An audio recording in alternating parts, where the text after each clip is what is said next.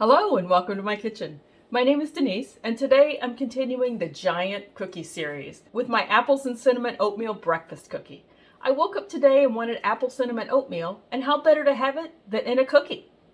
Well, the only way I could think of was to make it giant and to include it in this series. I can't wait to bring you along with me today and to taste it together later in this video. Stick around for that and I'll give you any pointers I learned along the way. For now though, let's bake. I have my stand mixer fitted with a paddle attachment here. So let's get started by creaming together the butter, granulated sugar, light brown sugar, and molasses. And that's to make dark brown sugar, to add a depth of flavor to the cookie. I don't have dark brown sugar today, so in order to make it dark brown, I just add some molasses. This step takes 2 to 3 minutes. Once the mixture is lighter in color and fluffy in texture, then I add the egg and mix it until it's fully incorporated. The next step is to add in the vanilla extract and mix it to incorporate it. Here I'm scraping down the bowl to make sure I incorporate all the ingredients.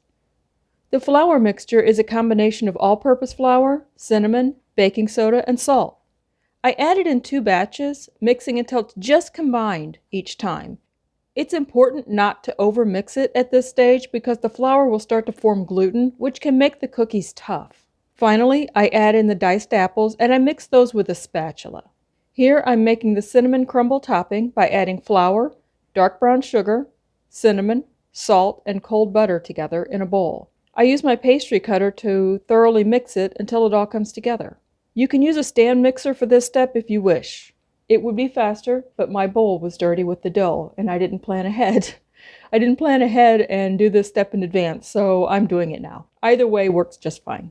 Now I turn the dough out onto a parchment-lined baking sheet. I use a baking sheet here because I'll need to put the dough in the freezer to allow it to chill. And because it's so delicate, I don't want to move it off the parchment paper after I combine everything in this next step. Here I'm flattening out the dough and dividing it into 2 equal portions. And I form each one into a round, flat shape, about 5 inches across. And it's about 1 inch thick, so it's going to be a big cookie, obviously. Top each cookie round with half of the cinnamon cookie crumble and press it in. So I use all of it. I mound up extra on top so I have even more flavor in my baked cookie. The cookie rounds then need to go into the freezer for about 20 minutes to rest. And at this time I start my oven preheating to 350 degrees Fahrenheit. Once the dough is chilled, I bake 1 cookie at a time for 18 to 22 minutes or until the edges are light golden brown. Allow the cookie to cool on the baking tray for at least 15 minutes so it doesn't break apart when you try to move it. They're very fragile when they're hot, so be patient and just let them cool for 15 minutes at least. While I was making this cookie today, I learned something unexpected. The dough was a little more sticky than anticipated. I suspect that's because the apples let out some of their juices while they were waiting for me to make the dough. So even though I drained off the excess liquid, the dough was still a little stickier. To address that, I left it in the freezer for longer than I had planned to in order to minimize the spread when it was baking. And that worked, so that was great. I suggest you leave your dough in the freezer for at least 30 minutes prior to baking. Otherwise, the spread might be uncontrollable and yield a larger, flatter result. And if that's what you're after, then that's great.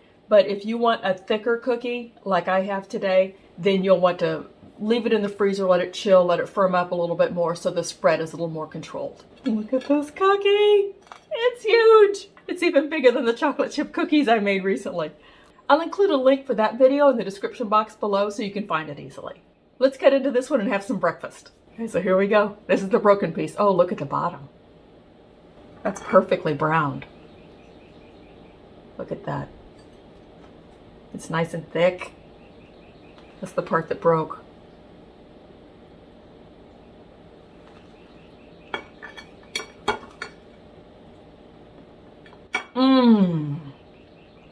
Ooh, I'm not just kidding. The oatmeal is nice and crunchy. Chewy, I'm sorry. The oatmeal is nice and chewy. Those apples are really good. The cinnamon is amazing. Oh, I can taste all that butter. I'm really loving this edge, and that's my next bite. You know what this is like? Well, it's like heaven, first of all. But it's like an oatmeal raisin cookie without the raisins. add in apples instead, fresh apples. And I used Honeycrisp apples in this recipe. You can use any kind of apple you have handy. I'm all about making recipes accessible for you. So if you have Gala apples, Jana Gold, whatever you have is fine. I like Honeycrisp, and so that's what I buy, and that's what I used. Definitely breakfast time with this cookie. If you're enjoying this series, I hope you'll consider subscribing to my channel. And be sure to hit the notification bell so you'll know when I upload more content. Thank you as always for joining me in my kitchen today. Until we see each other again, be safe and be well.